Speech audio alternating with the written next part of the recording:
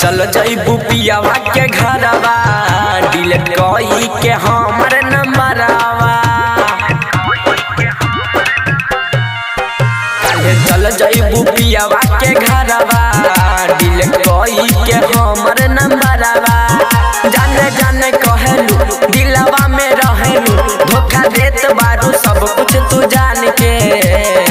ले जइहा अचरा में बांध के ये दिलवा ले जइहा अचरा में बांध के। ले जइहा अचरा में बांध के ये दिलवा ले जइहा अचरा में बांध के।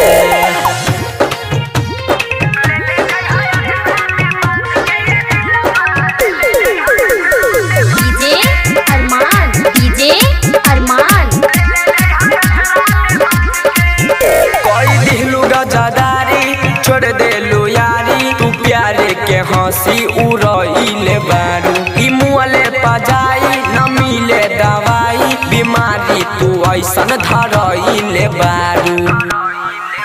कोई दिलू गजादारी छोड़ देलू यारी तू प्यारे के हंसी उड़इले बारू।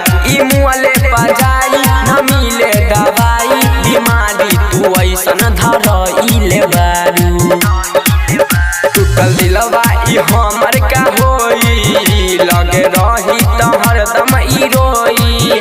पछतावा न होई कौनो हवा न होई आफत आई नहीं हमरा प्राण पे। ले जइहा अचरा में बांध के ये दिलवा ले जइहा अचरा में बांध के। ले जइहा अचरा में बांध के ये दिलवा ले जइहा अचरा में बांध के।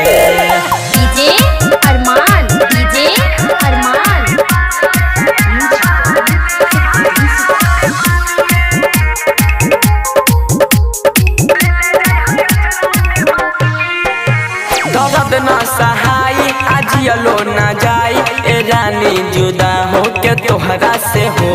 ई दुनिया से लड़के मोहब्बत में पड़ के हारतानी चोटे गहरा से हो। दर्द न सहाई आजियलो न जाई ए रानी जुदा हो के तोहरा से हो। ई दुनिया से लड़के मोहब्बत में पड़ के हारतानी चोटे गहरा से हो। खुश रही हो ससुरवा में जाके भूल जई हो तू छोटू के पाके। कहता रे हो अनिल तोरा देले बारू दिल दीपक धर्मेंद्र कहतायन से। ले जइहा अचरा में बांध के ये दिलवा ले जइहा अचरा में बांध के। ले जइहा अचरा में बांध के ये दिलवा ले जइहा अचरा में बांध के। Presented by RLA Recording Studio. ले जइहा अचरा में बांध के ये दिलवा ले जइहा अचरा में बांध के।